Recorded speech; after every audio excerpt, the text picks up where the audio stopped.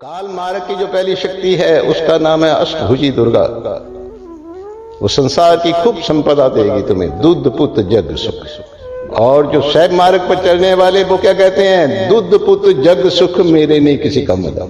4 दिना दा जग मेला क्या भरोसा, दमदा छड़ के सारे झगड़े चेड़े चरण कमल चित लामांगी, मैं तेरी पतंगो श्यामा। तो ढाईमान लाश थोड़ी ऊपर उठेगी, हवा में तो हल्की चीज उठती है।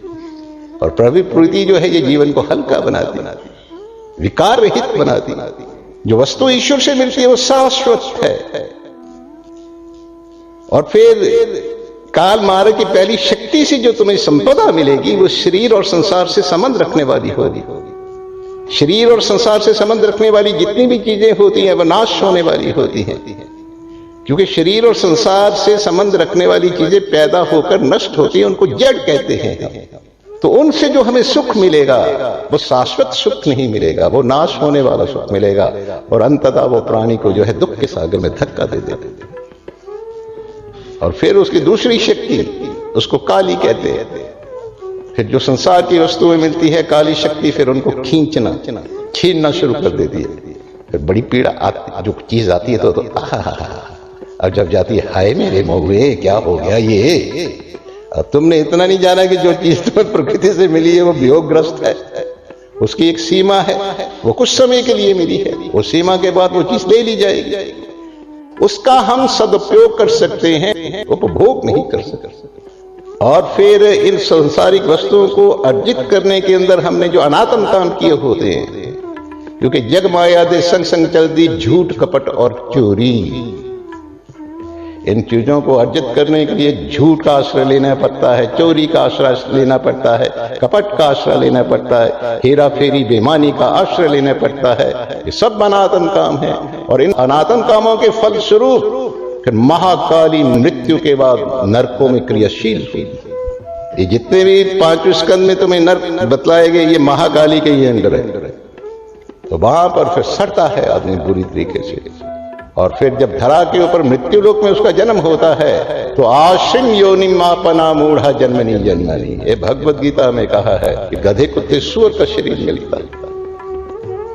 ये तो काल मार्ग की शक्तियां हैं। और दूसरी दयाल मार्ग की जो शक्ति है जो भगवान शंकर का शैव रूप है, तो उसकी भी 3 शक्तियां हैं। पहली शक्ति है सती। चित्त वृत्ति को सात्विक बनाना पड़ता है, आत्मनिष्ठि अध्यात्म निष्ठि बनाना पड़ता है। लेकिन जब इस मार्ग पर चलते हैं तो ईश्वर के प्रति जो है कुछ न कुछ संशय बना रहता है। जैसे सती के मन में भी भगवान राम के प्रति संशय आ गया था कि ये भगवान राम हैं या नहीं है, ये तो रो रहे हैं, तो संशय। तो वो दूसरी शक्ति फिर आती है, पहली सती। फिर सती ने जब दक्ष के हवन कुंड में छलांग लगाकर अपने आप को दग्ध किया तो उसके बाद फिर वो पार्वती बन करके निकली है। तो जब हमारा सात्विक भाव जो है ये पगता है अनुकूलता प्रतिकूलता की परिस्थितियों में, पग पग पग पग करके जब ये बिल्कुल कठोर हो जाता है, पक्का हो जाता है, पक्के का मतलब पर्वत की तरह अचल हो जाता है, तो इस दयाल के मार्ग में फिर दूसरी शक्ति आ जाती है पार्वती। फिर ईश्वर के प्रति, आध्यात्मिक जीवन के प्रति, चरित्र निर्माण के प्रति जब हमारी निष्ठा जो है ये परिपक्व हो जाती है, फिर तीसरी शक्ति आती है, उसका नाम है उमा।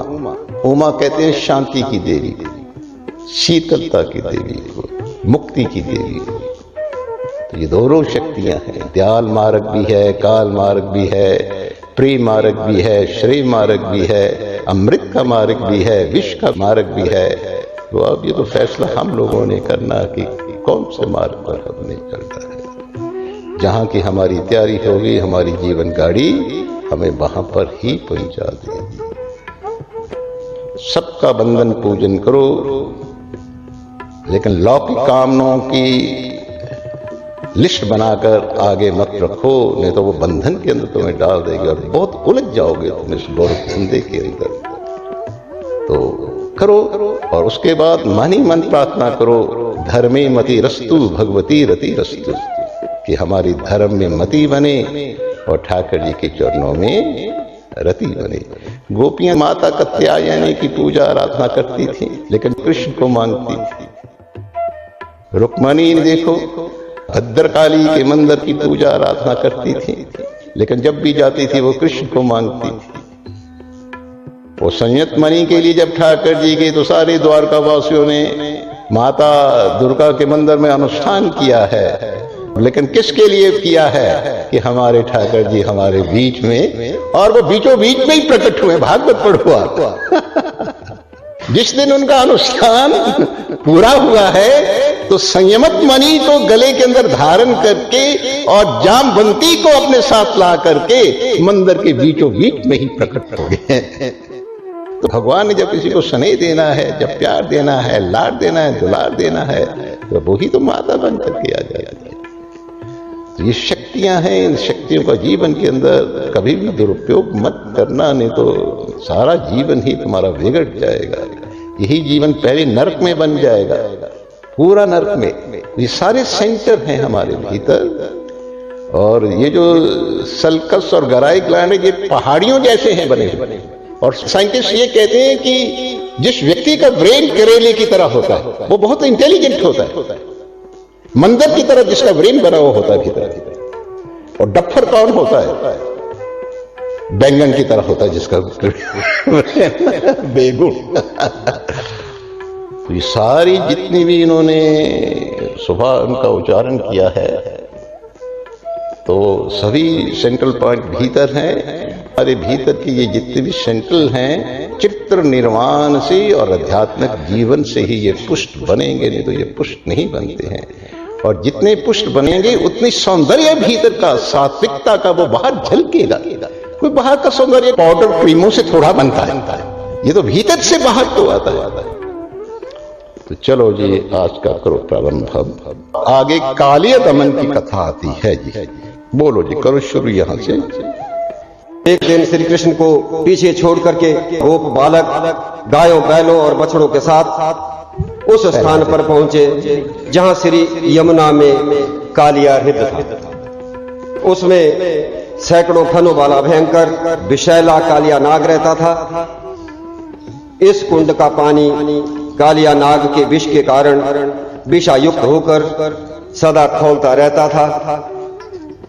आज ग्वाल बालों की सेना के साथ श्री बलराम जी नहीं है। भगवान श्री कृष्ण की जब जब किसी सांप से भिड़ंत हुई है जहां भी, तब तब भगवान के साथ श्री बलराम जी नहीं होते।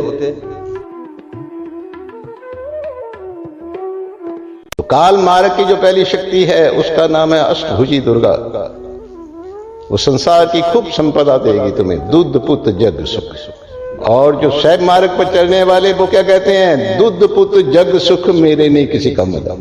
4 दिना दा जग मेला क्या भरोसा, दमदा छड़ के सारे झगड़े चेड़े चरण कमल चित लामांगी, मैं तेरी पतंगो श्यामा। तो ढाईमान लाश थोड़ी ऊपर उठेगी, हवा में तो हल्की चीज उठती है। और प्रवृत्ति जो है ये जीवन को हल्का बनाती, विकार रहित बनाती। जो वस्तु ईश्वर से